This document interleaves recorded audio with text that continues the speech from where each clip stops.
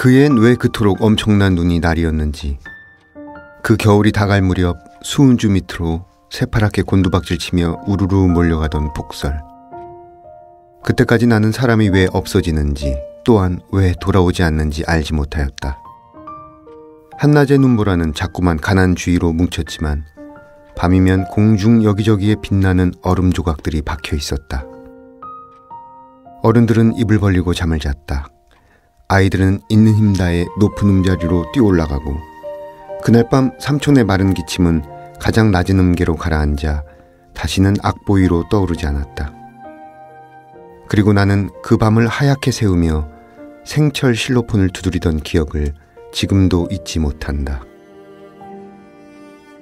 기용도 시인의 겨울판화 4를 읽어드렸습니다. 없어지거나 돌아오지 않는 사람들, 그리고 잊혀지는 기억들. 유년 시절 시인이 밤을 하얗게 새우며 두드리던 실로폰은 바로 그 사라진 것들을 위한 진혼곡이자 애도의 연주일 겁니다. 거리의 사람들 바람 따라 흐르면 서성이듯 혼자서 기다리고 날 부르는 기억에 흔들리는 땅콩이 사람들 사라졌네. 난 속을 퍼져서 울 것 같아서 한참 눈 감고 잊혀져가는 모든 것 당연한 건가요?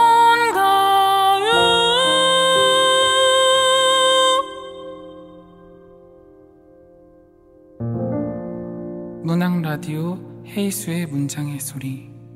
네, 안녕하세요. 저는 진행을 맡은 소설가 헤이수입니다. 오늘의 문장의 소리 작가의 방에는 전아리 소설가님을 모셨습니다. 안녕하세요. 안녕하세요.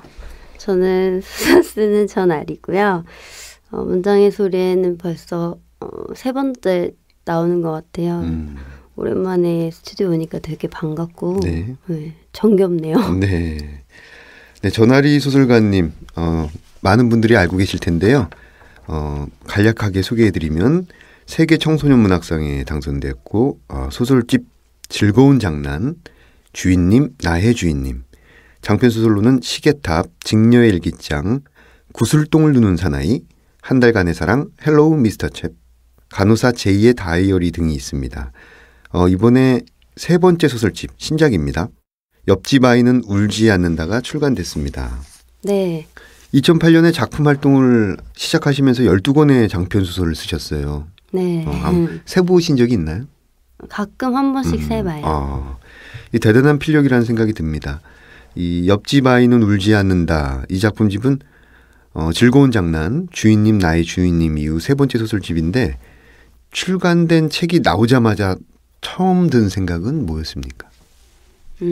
책을 딱 받자마자 든 생각은 표지가 참 이쁘다. 저는 항상 책 나올 때마다 표지 만져보는 걸로 실감을 하거든요. 그래서 표지가 이쁘다. 정말 공들여서 만들어주셨구나 생각이 들었고 그 뒤에는 이제 이번에 정과리 선생님이 해설을 써주셨는데 해설을 해석해봐야겠다. 네. 집에 가서 몇 번 읽어봐야겠다. 네. 그런 생각이 들어서 읽으면서 좀 저 나름대로 공부를 했고 그리고 그 다음으로 밀려든 생각이랄까 느낌은 필요하다.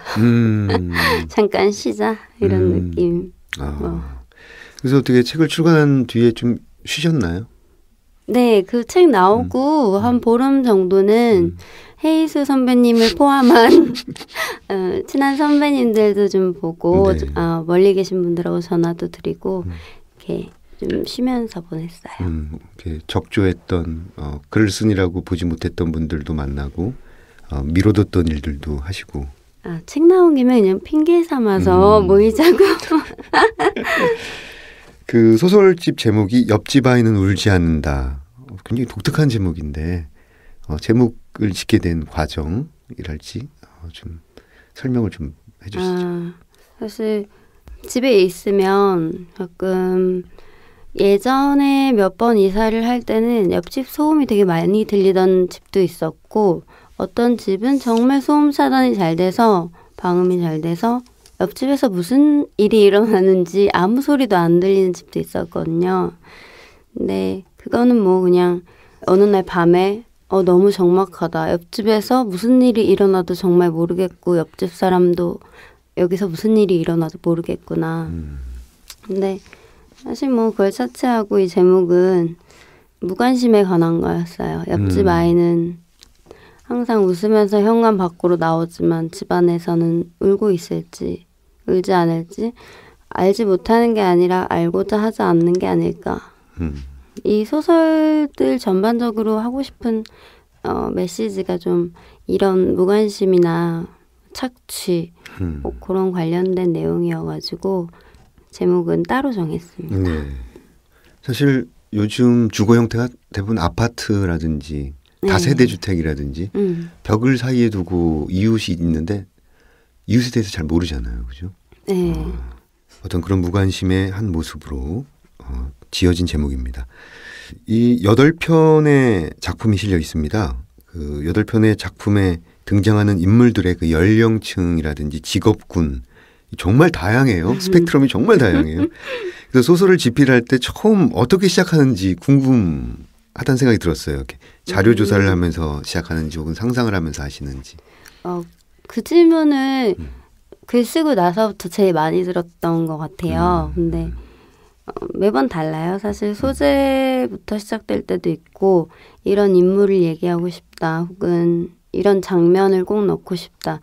정말 주제 위주로 쓰고 싶다. 그래서 매번 다르기도 하고 하나 뭐 캐릭터가 만들어지면 한 명의 캐릭터가 만들어지면 점점점 이제 이야기를 좀 증폭을 시켜가지고 하나의 이야기를 만드는 거고 거기에 맞는 자료가 필요하면 직접 가서 조사를 한다든지 취재를 하고 네 그런 과정으로 매번 다르게 시작이 돼요. 참. 네, 그 첫 번째 실린 단편 뱀이라는 작품을 보면은 뱀탕에 대한 설명이 있어요.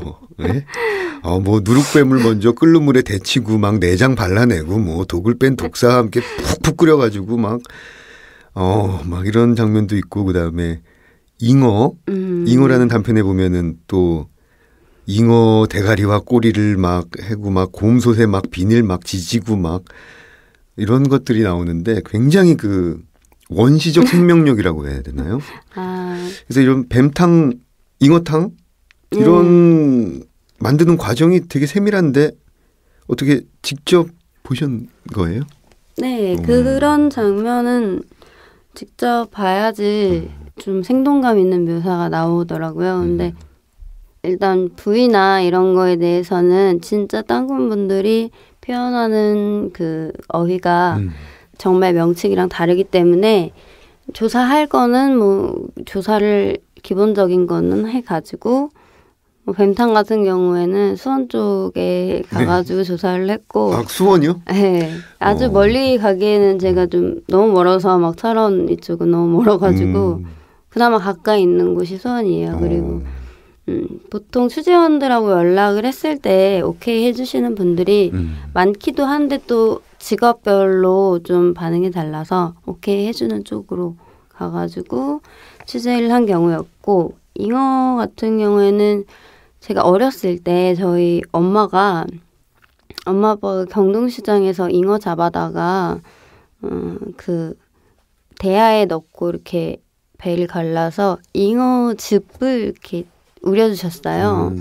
더 이상은 못 먹는데 그 과정을 좀 어릴 때 많이 봐와가지고 좀 리얼하게 묘사를 하는데 도움이 됐습니다. 그 취재도 하시고 맛을 안 볼 수가 또 없잖아요. 뱀탕 같은 경우에는 근데 제가 다른 흑염소를 먹고 있어서 그때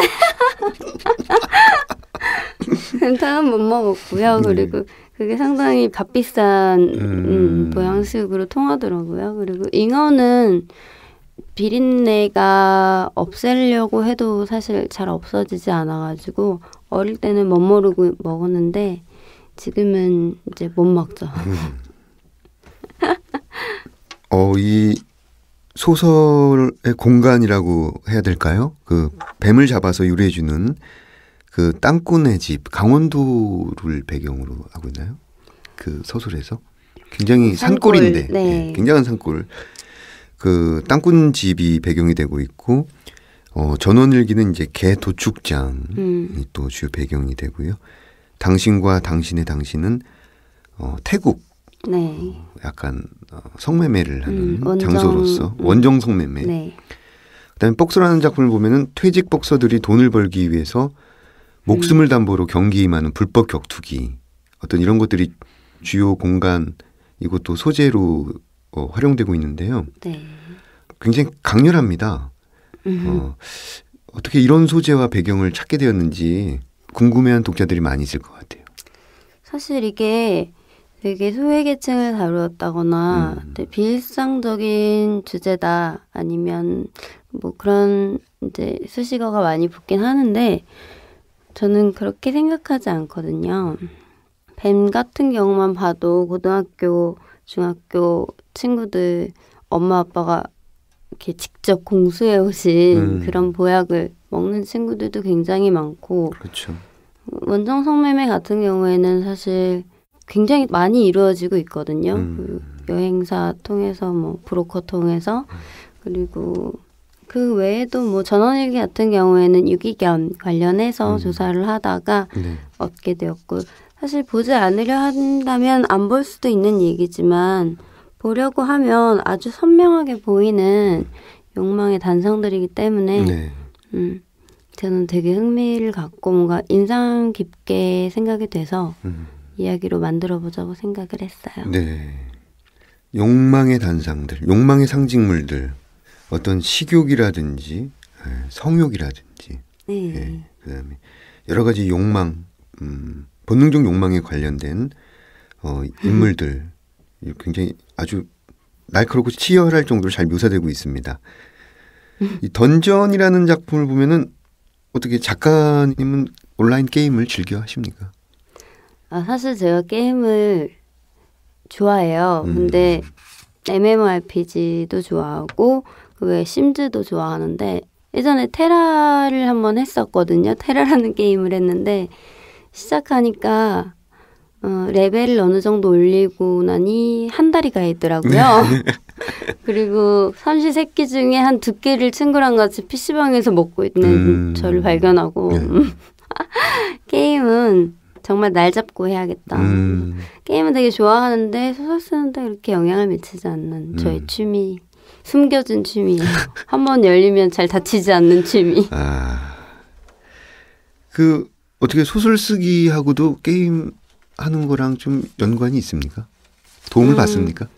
그 도움을 받지는 않는데 게임을 하면서 플레이어 중에 이제 그런 식으로 게임을 하는 친구들을 봤어요. 친구들인지 이제 익명 그 랜선 사람들이기 때문에 모르겠는데 정말 아이템을 모으기 위해서 직업적으로 계속 캐릭터를 굴리는 분들이 유저들이 있거든요. 그래서 그때 그냥 입력됐던 캐릭터들을 나중에 소설로 형상화를 시킨 거예요.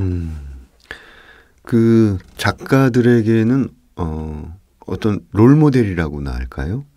이 전하리 작가님은 어떤 작가를 롤 모델로 삼고 있는지 궁금하다는 의견이 있어요. 네.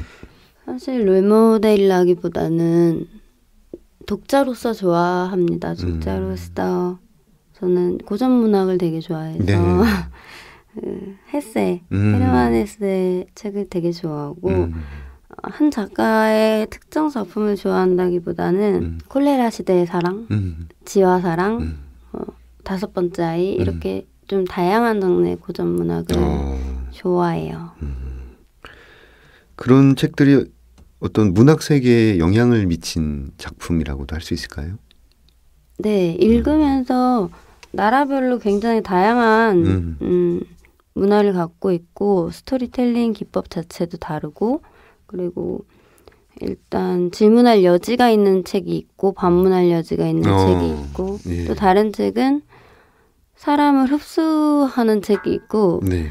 사람을 같이 걸어가게끔 옆에 놓아두는 책들이 있고 굉장히 다양한 이야기들, 다양한 기법으로 시대 흐름에 타지 않고 표현한 게 고전 문학이기 때문에 네. 현재 약간 대세 문학에서 조금 벗어나서 좀 예전 책들을 보는 게 좀 저에 대해서 생각하고 세상에 대해서 생각하고 또 사람들이 옳다고 말하는 거에 대해서 반문하고 그러는 데 도움이 많이 되는 것 같아요. 네.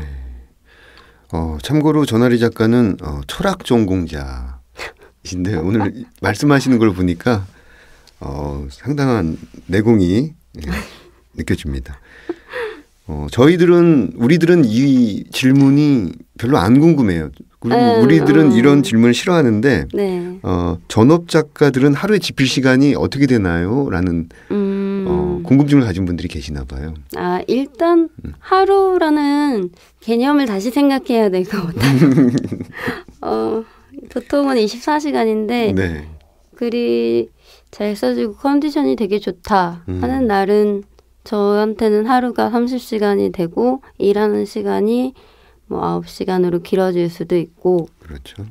그 어떤 하루는 그 전에 30시간을 보충하기 위해 잠으로 한 10시간만 남아있을 수도 있고 그렇죠. 매번 달라서 뭐 일하는 시간은 딱히 정해져 있지 않아요.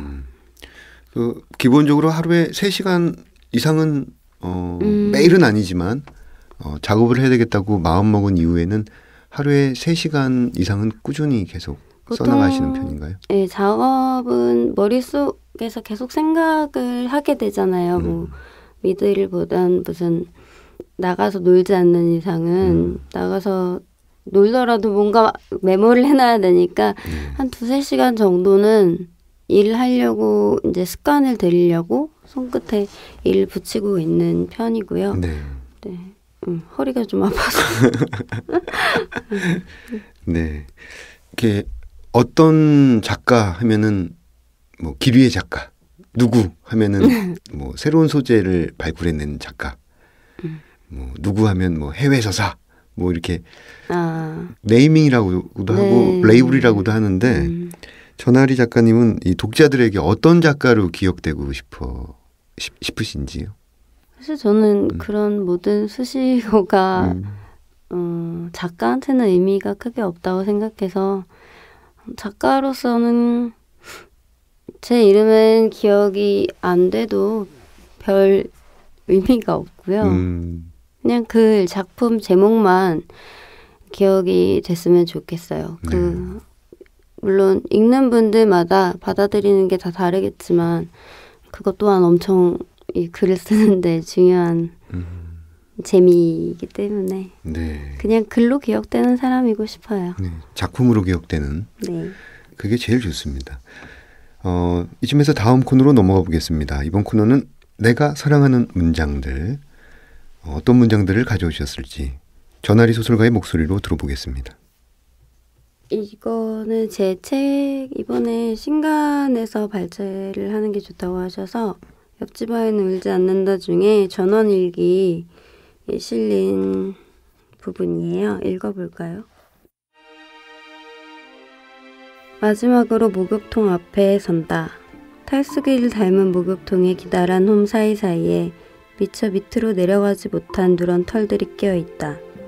숨을 참으며 장갑 낀 손으로 털들을 뽑아낸다. 도축장 안에 밴 비린내와 쓰레기통에 담긴 내장을 참는 데엔 익숙해져 있다. 그러나 수없이 같은 일을 반복해도 도저히 익숙해지지 않는 건 개들의 털이다. 쓰레기통을 들고 밖으로 나오자 살갗에 붙어있는 털이 햇빛에 일제히 비늘처럼 빛난다. 아무리 몸을 씻고 옷을 갈아입어도 어깨나 사타구니에 붙은 털은 지독히도 떨어지지 않는다. 옷장과 밥상 위, 찐득거리는 방바닥, 책꽂이와 신발 속, 집안 곳곳에 짧고 길고 희고 누런 털들이 있다. 털은 가벼워서 공기 중에 부유할 것 같지만 그렇지 않다. 털은 사과에 박혀있던 습성을 버리지 못한다.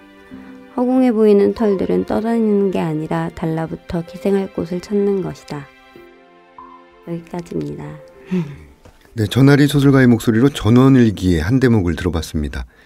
저도 굉장히 재밌게 읽은 작품인데 감사합니다. 네, 뱀과 더불어 이 문장을 낭독해 주신 이유에 대해서 좀 설명을 좀 해주시죠.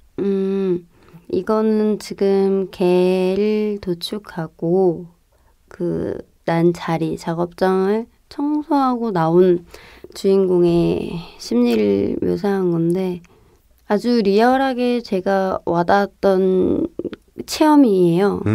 제가 거길 청소했다는 게 아니라 이제 시장에 갔는데 털들이 굉장히 바늘처럼 거의 살갗에 붙어서 아주 가벼워서 금방 떨어뜨릴 수 있을 것 같지만 목욕을 하고 나서도 어느 순간인가 조금 남아있는 굉장히 가늘고 그렇지만 사람의 원초적인 그 욕망이나 욕망으로서 이루어지는 착취 혹은 폭력은 보이지 않으면서 아주 밀접하게 붙어 있다는 거. 뭐 그런 느낌을 묘사로 전달해드리고 싶었어요. 네. 그 작품 전반적으로 어떤 인물들의 욕망, 강한 욕망, 뭐 식욕, 성욕, 그 외에 어떤 폭력이라든지 어떤 이런 것들을 조명하고 있는데 그것을 조명함으로 해서 우리를 사실 굉장히 돌아보게 만들고 있지 않습니까? 네. 네. 지금 읽어주신 그 개털 그런 부분이 마치 잘 떼어내고 싶지만 잘 떼어지지 않는 어떤 그런 또 욕망의 한 모습이라고 해석할 수 있겠군요. 네. 자, 이번에는 사운드 앤 스토리 시간인데요. 굉장히 작가분들이 그 숙제처럼 여기지만 굉장히 재밌어 하는 대목을 여러 번 발견합니다. 어떻게 숙제는 좀 쉬우셨나요? 어려우셨나요? 저는 그거 카톡 메시지 받자마자 이걸로 해야겠다라고 생각이 들었어요. 네네. 바로 떠올랐군요. 네. 네, 그럼 오늘 전하리 작가님이 우리를 위해서 어떤 소리를 들고 오셨는지 함께 들어보겠습니다.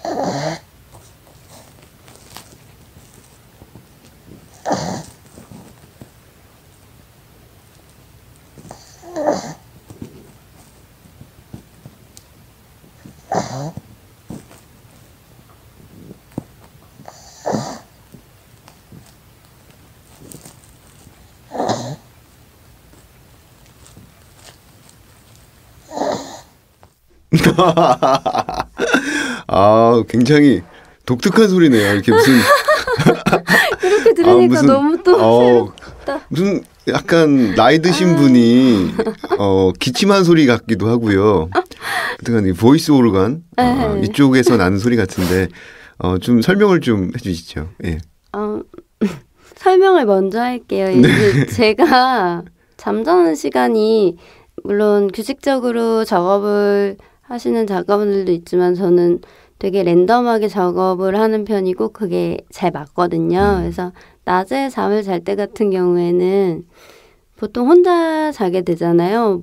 집안의 모든 가족들이 다 나가고 보통 사람들이 직장에 있고 그때 저희 강아지는 제가 자면 항상 머리맡에 와서 코를 골아요. 먼저 잠들어요. 저보다. 그래서 저한테는 이게 약간 자장가, 휴식의 소리이거든요. 그러니까 다시 말씀드리자면 이건 올해로 8살 된 저희 시추 공룡이의 코고는 소리입니다. 네. 애완견 시추 공룡이의 코고는 소리.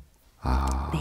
그 친구의 그 코고는 소리를 들으면서 또 작가님의 또 자장가 어떤 휴식과 위안이 되는 그런 소리군요. 그리고 동물이 주는 그 따뜻함이 있어요. 네.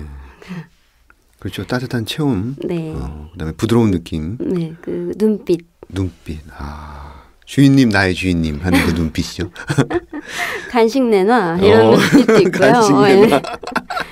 산책은 언제가? 뭐 이런 표정도 있고 교감이 된다는 게 되게 신기해요. 네.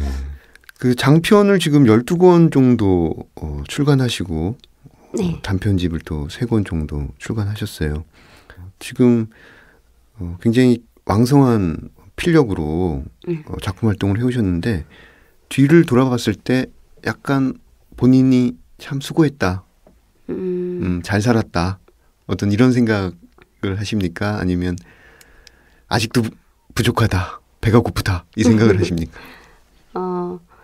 허기진 뭔가 창작을 하고 싶다는 욕구는 아마 계속 모든 작가분들이 그렇지 않을까요? 계속 갖고 안고 나아가는 거고 뒤를 돌아봤을 때는 글을 쓰는 것뿐만이 아니라 놀고 뭐 일하고 여러 가지 측면에서 공부하고 여러 가지 측면에서 정말 누구보다 치열하고 열심히 살아왔다고 생각하기 때문에 네. 뒤는 돌아보지 않습니다. 필요해요. 그 앞으로 이런 글을 한번 꼭 써보고 싶다. 집필 계획이라고나 할까요? 그 당장은 아니지만은 내가 이런 글을 한번 꼭 써보고 싶다. 예를 들어서 저는 한 5권짜리 장편을 한번 꼭 써보고 싶거든요. 호흡이 굉장히 긴. 네. 화이팅. 네. 잘하실 것 같아요. 네. 네, 전하리님은 어떤 앞으로 집필 계획이 있으신지?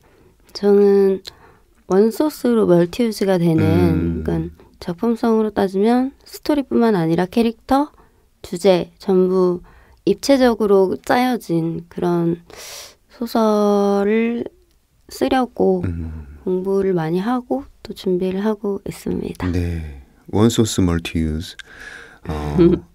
사실 하나로서 굉장히 많은 것들을 파생시킨다라는 거는 그만큼 에너지가 많다는 얘기거든요. 그 한 작품 안에. 활용도도 다양하게 고려해야 되고. 네, 그리고 요즘 보면 영상 같은 경우에 미드나 뭐 영화, 미드 닥터하우스 이런 것만 봐도 엄청 철학적이고 다양한 에피소드 그리고 캐릭터의 그 소신 같은 게 굉장히 잘 나타나 있거든요. 그래서 영상이 발전하는 속도에 뒤처지지 않도록 네네. 작품의 그 구조나 서사 뭐 이런 것들을 좀 많이 개발을 시켜야 되겠다라는 생각이 들어서 네, 그쪽으로 공부를 열심히 하는 중입니다. 다음 작품에 대한 기대감이 점점 올라가고 있습니다. 이제 약속된 시간이 저희가 됐습니다. 오늘 참석하신 소감과 또 청취자들에게 인사를 건네는 시간을 갖도록 하겠습니다. 되게 스튜디오가 정말 올 때마다 느끼는 거지만 들어오기 전에는 은근히 떨리는데 얘기하다 보니까 정드네요. 되게 시간도 빨리 가고 되게 반가웠고요. 들어주셔서 감사하고 지금 나오는 많은 책들 아마 여러 작가분들이 되게 열심히 고심해서 작업을 해주신 꿈의 선물들일 테니까 책 많이 읽어주시길 바랍니다. 네. 좋은 말씀 감사합니다. 전하리 소설가님 보내드리고 저는 2부 책들의 방에서 뵙겠습니다.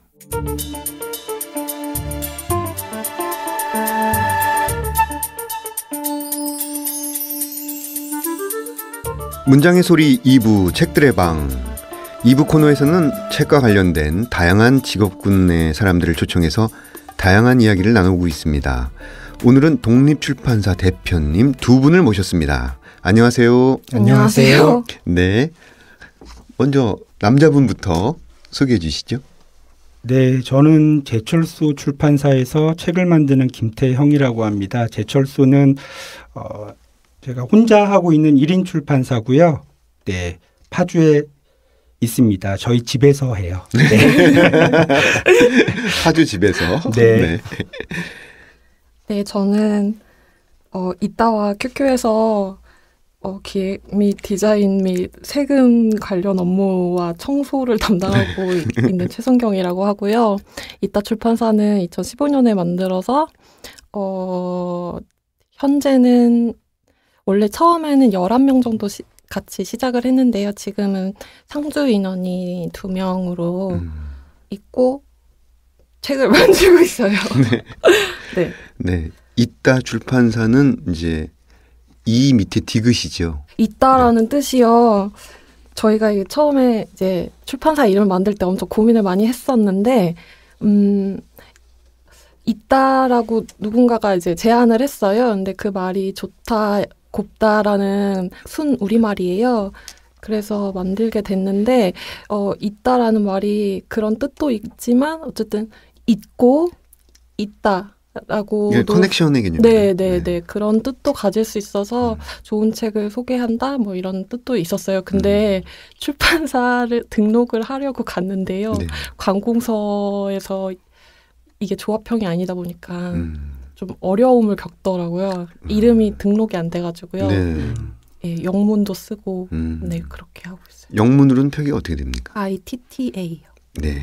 제철소 네.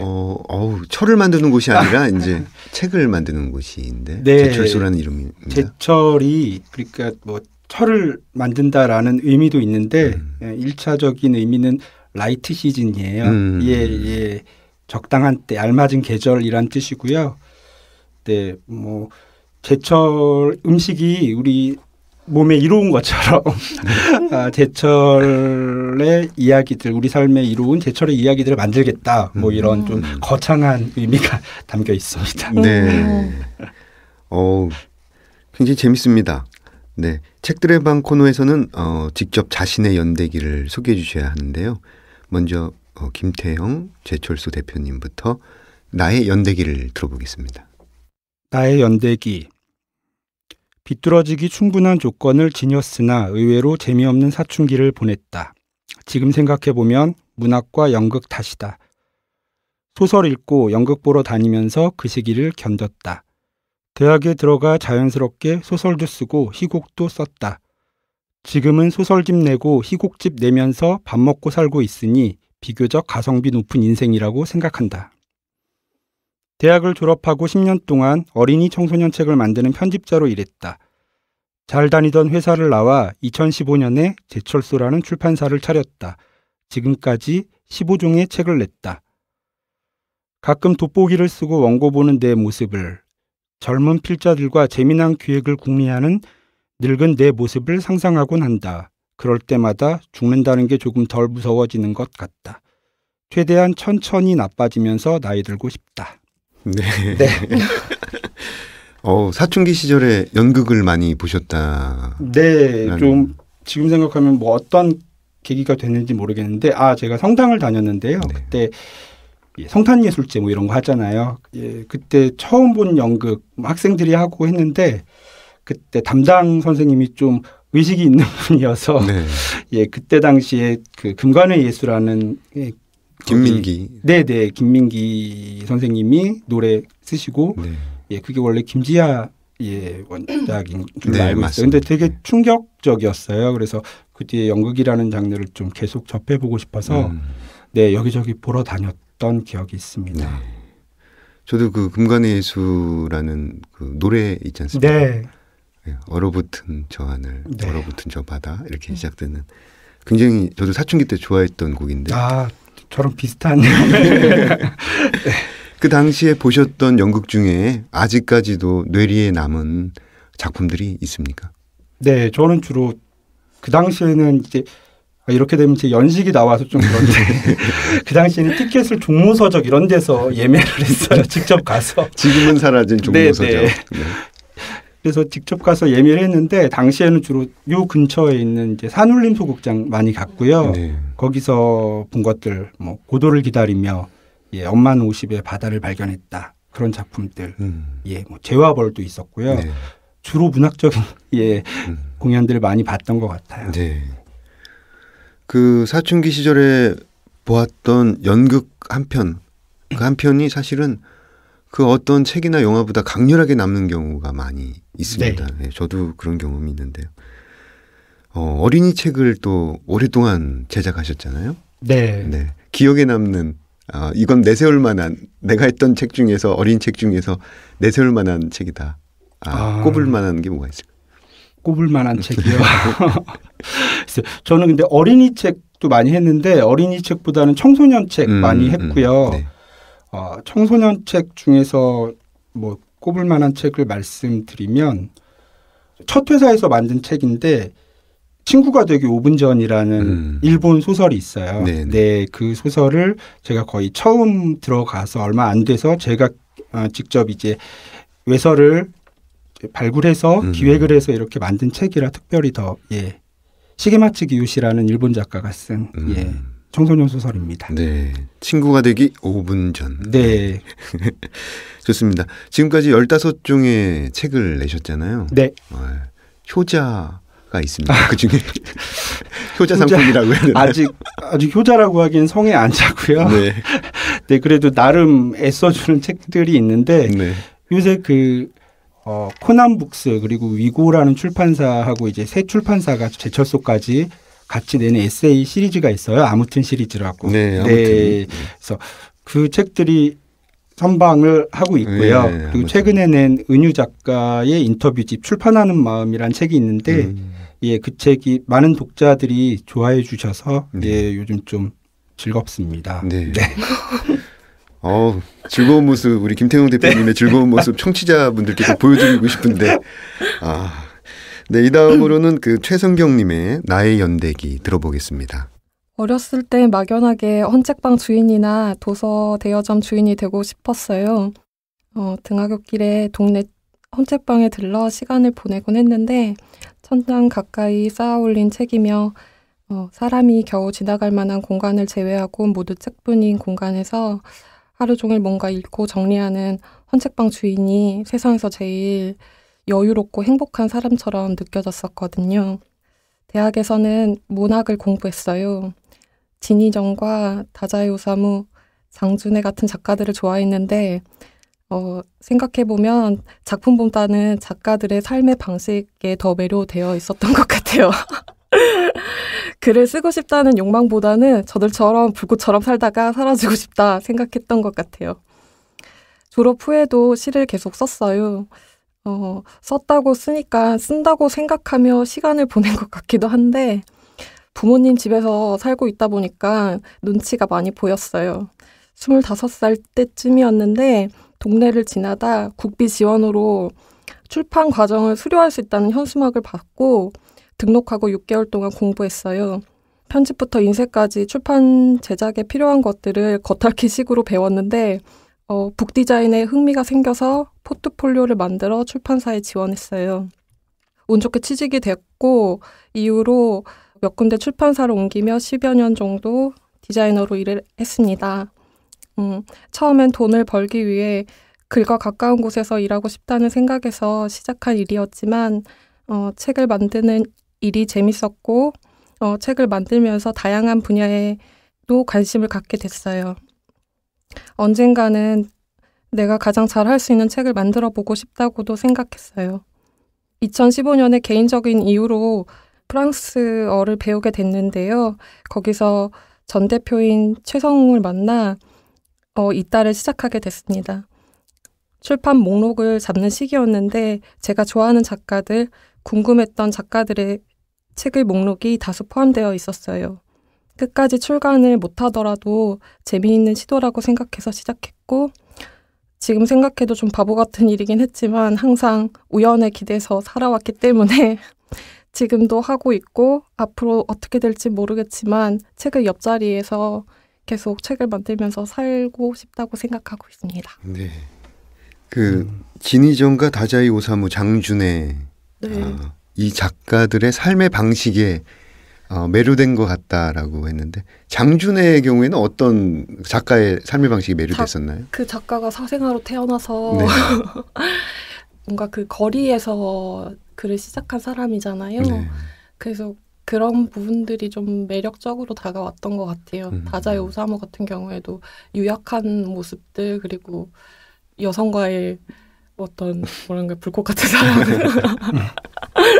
이후에 몸을 던져버리는 그런 모습들. 작가라면 저런 것인가라고 생각했던 것 같기도 해요. 네. 25세 때 국비 지원으로 출판 편집 과정을 네네. 배우셨잖아요. 네.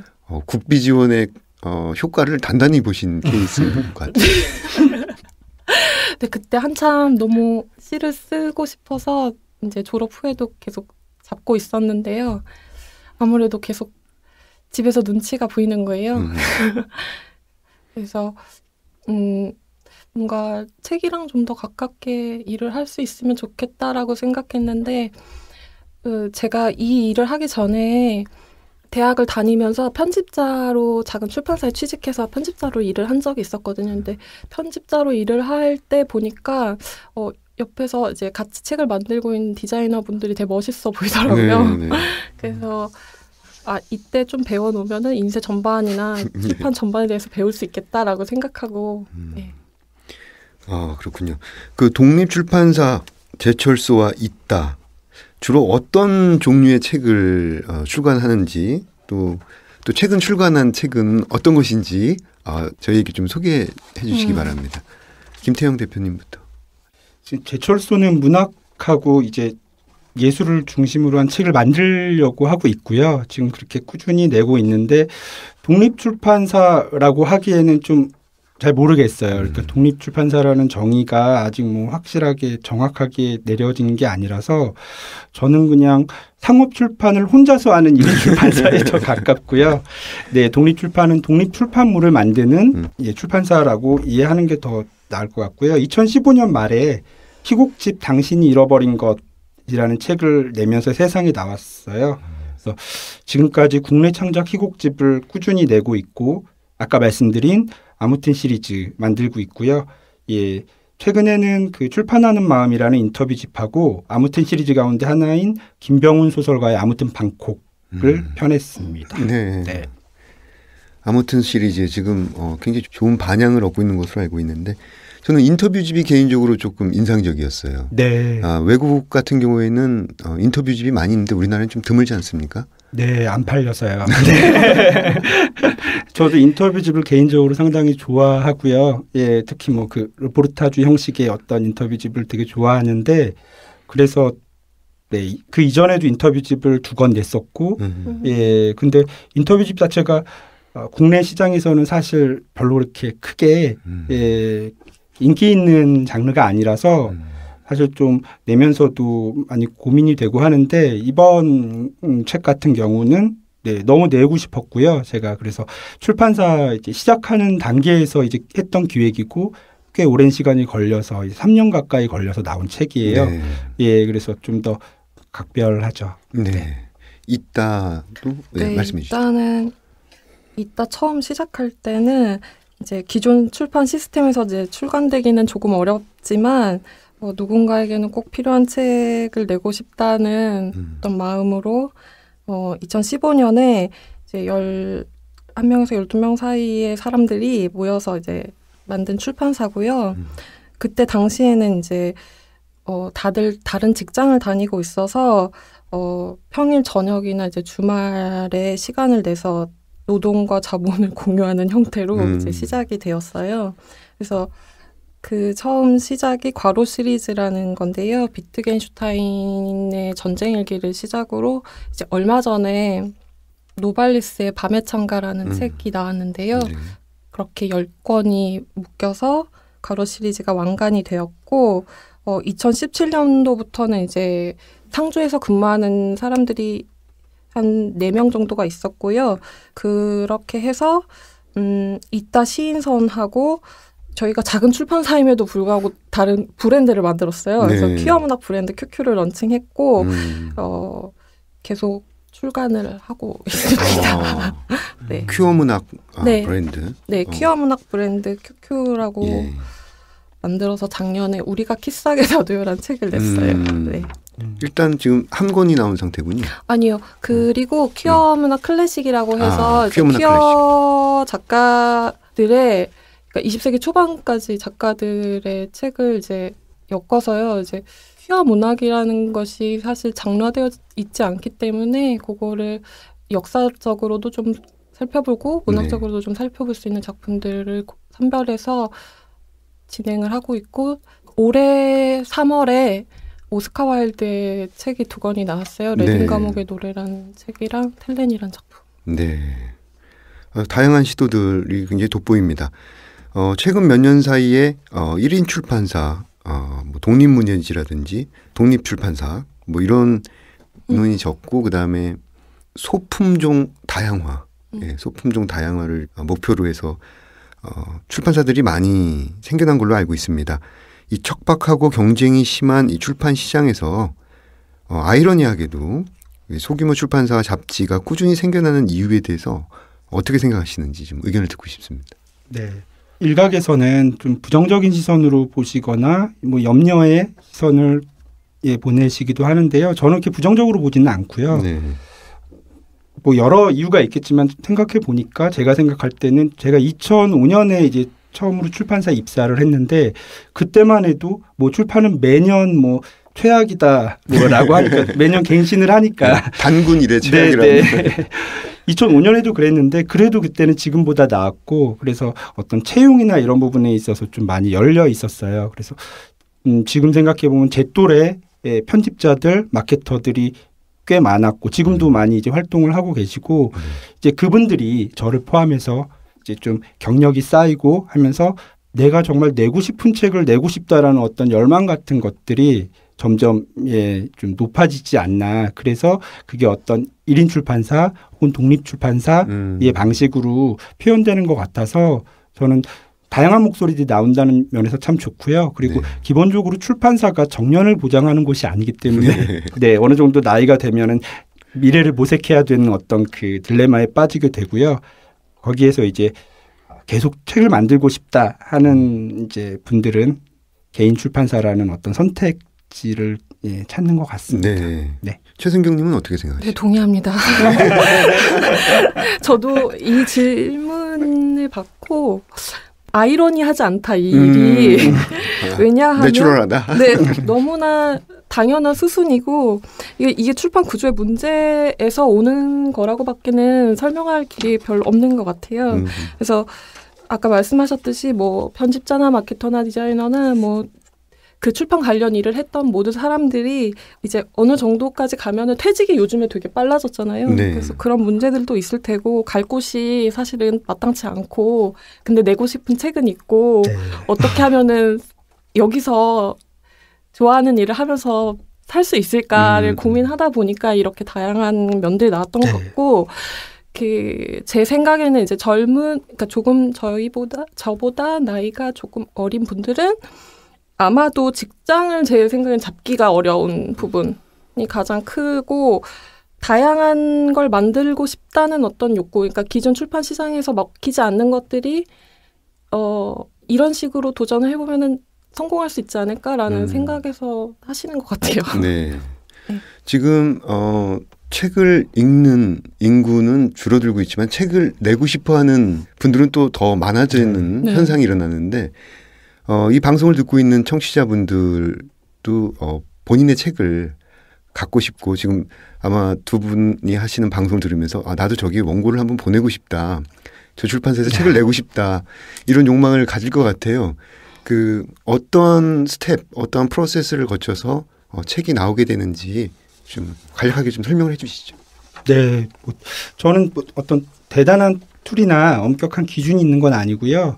사실 제철소는 몇몇 이제 소출판사들처럼 대표성을 띠는 뭐 옆에 있다도 있지만 한두 개의 주제를 가지고 책을 만들고 있지는 않고요.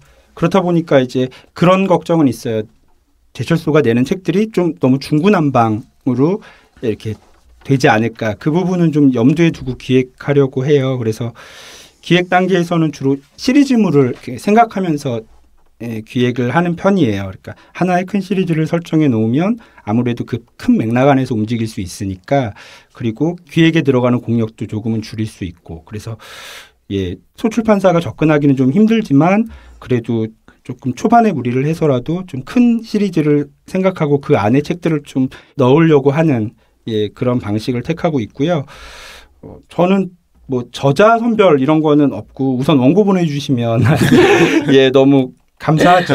그리고 요새 이제 투고 원고 같은 것도 많이 들어오는데 고무적인 게 뭐냐면 이제 여러 출판사에 동시다발적으로 뿌리는 그런 투고 원고가 아니라 출판사 얘기 이제 하면서 그러니까 제철소를 아는 분들이 원고들을 보내주시더라고요. 그래서 그 부분이 참 감사하고 네, 그렇습니다. 그리고 저는 개인적으로 네, 젊은 필자들하고 계속 일하고 싶다는 생각을 요즘 많이 해요. 네. 그러니까 저는 나이 들어 늙더라도 예, 제철소는 저처럼 나이 들면 안 되니까 어떤 좀 계속 어떤 신선한 자극, 그다음에 네. 젊은 감각, 예, 이런 것들을 좀 유지하고 싶은데 예, 젊은 필자들에게서 그런 에너지를 좀 많이 받는 것 같아요. 네. 네. 이따는 어떻습니까? 일단은 계속 추구하는 것이 어쨌든 현재 출판 시장에서는 판매 때문에 혹은 다른 이유 때문에 출간할 수 없었던 그렇지만 절판돼서 막 아까웠던 책들이거나 꼭 우리가 읽고 싶었던 것들을 분명히 어딘가에 그분들이 존재할 거라는 생각으로 기획 단계에서 그걸 가장 큰 틀로 보고 진행을 하고 있어요. 책을 만들 때 그렇게 진행을 하고 있고 특별히 저희 쪽으로는 뭐 투고온고가 들어오거나 그러지는 않아가지고 아마도 외설을 많이 하기 때문인 네. 것 같아요. 만약에 된다면 조금 있다가 성장을 한다면 국내 작가들의 작품들도 혹은 투고가 들어온 것들을 출간할 수도 있을 것 같아요. 네. 네, 좋습니다. 나눠야 될 이야기가 많은데 벌써 약속한 시간이 됐습니다. 두 분 문장의 소리의 첫 출연이신데 오늘 소감이 어떠셨는지요? 김태형 대표님부터. 네, 우선 불러주셔서 제가 좋아하는 네, 팟캐스트이기도 하고 제가 이제 관심 있는 작가분들이 많이 출연하시는 예, 그런 매체라 관심 있게 보고 있었는데 불러주셔서 너무 감사하고요. 네, 좀 처음이라 그런지 좀 많이 경직되고 그런 것 같아요. 예, 그래서 다음 시간에는 조금 더 예, 좀 풀어진 모습을 만나 뵀으면 좋겠습니다. 네, 저도 되게 오랫동안 문장의 소리를 들어왔던 청취자예요. 그래서 출연하게 돼서 너무 좋습니다. 네, 다음 시간에 더 깊은 얘기 나눠보도록 하겠습니다. 문장의 소리 이제 마칠 시간이네요. 이어서 첫 책을 낸 작가들의 소개가 있겠습니다. 여기까지 저는 헤이수였고요. 다음에 찾아뵙겠습니다. 감사합니다.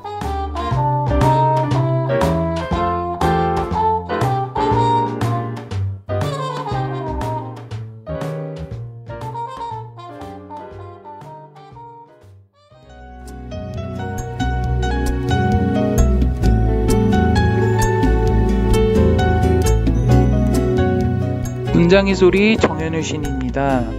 오늘은 당신의 등은 엎드려 울게 좋았다를 출간하신 황종건 시인님과 함께 하겠습니다. 안녕하세요. 네, 안녕하세요. 네, 저는 8년 만에 첫 시집을 낸 황종건입니다. 8년이나 묶으시면서 많은 생각이 들으실 것 같아요.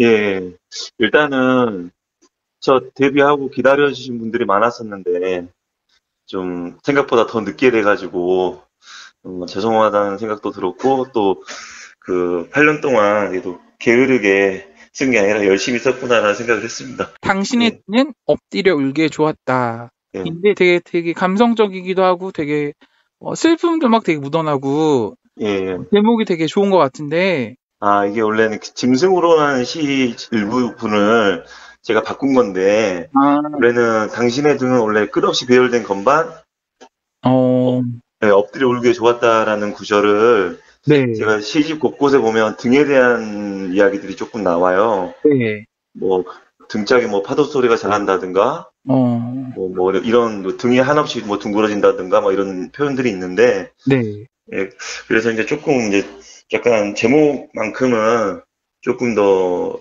그 감성적으로 그래 더 다가가고 싶어가지고 그렇게 제가 지어봤고 네.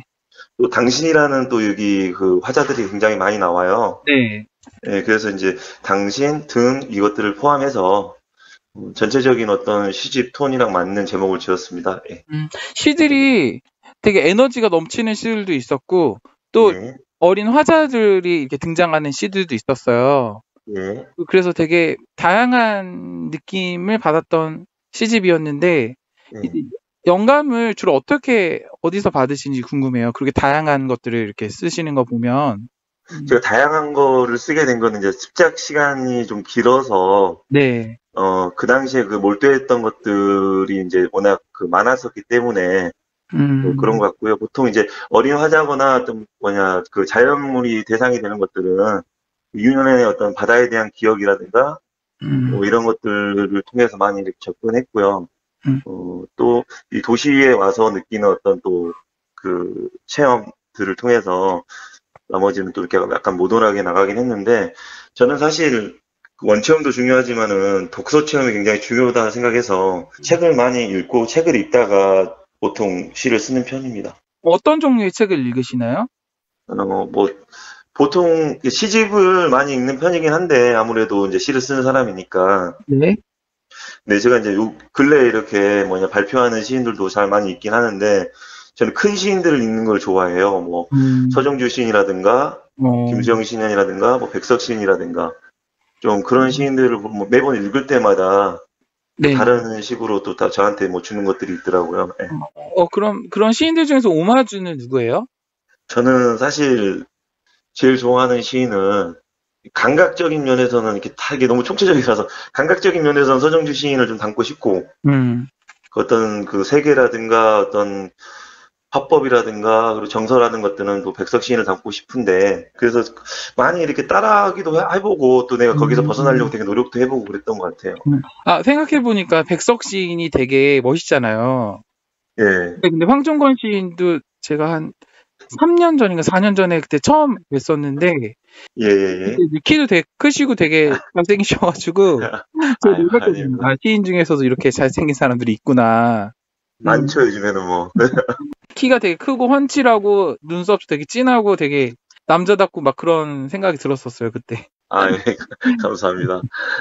제가 듣기로는 또 각종 무술의 달인이라고 들었어요. 예, 운동하는 걸 너무 좋아하고, 예, 지금도 계속 유도하고 주짓수 이런 것들은 계속 하고 있습니다. 예. 언제부터 하신 거예요, 운동을?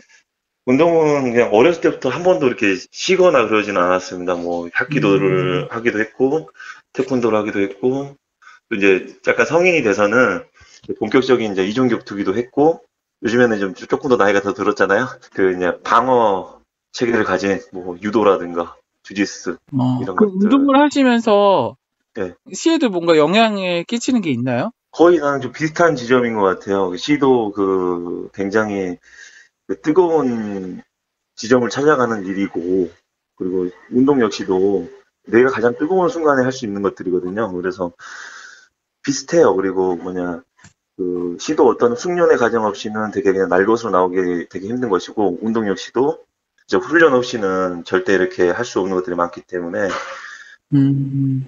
저는 거의 비슷하게 합니다. 그렇죠. 연말을 많이 해야, 그렇죠?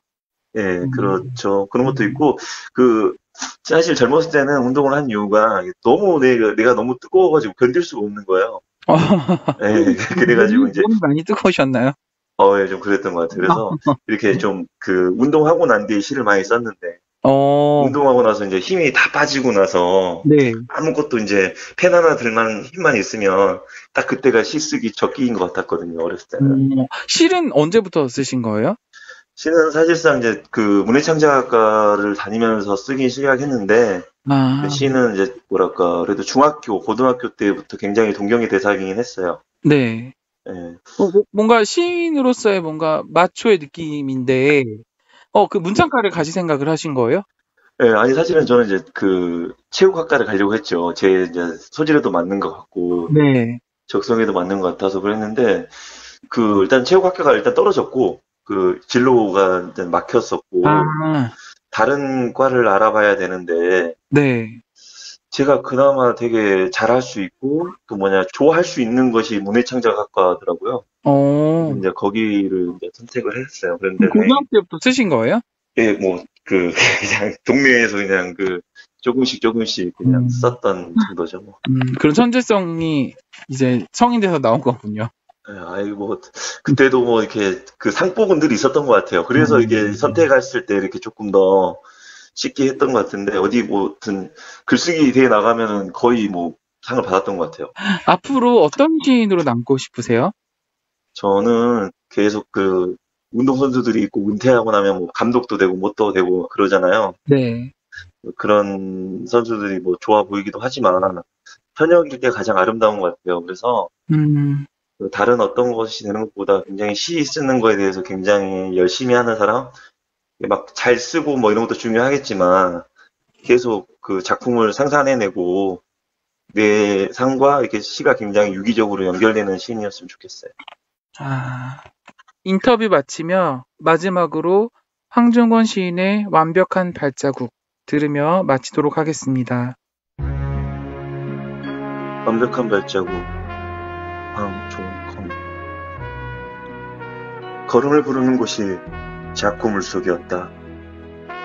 물결이 붕대처럼 풀려나오고 격혀놓은 양발이 먼저 젖기로 했다. 텅 빈 뱃속 바람이 쌓일 때마다 한 아이가 풍선을 놓쳤다. 떼죽음 당한 물고기의 눈이 빛났다. 어쩌면 가까이에서 걸어오는 눈빛은 눈동자가 아니었다. 걸음을 참았다. 어둠은 발등부터 부어올랐다. 걸음도 오래 참으면 수압을 가질 수 있는 건가?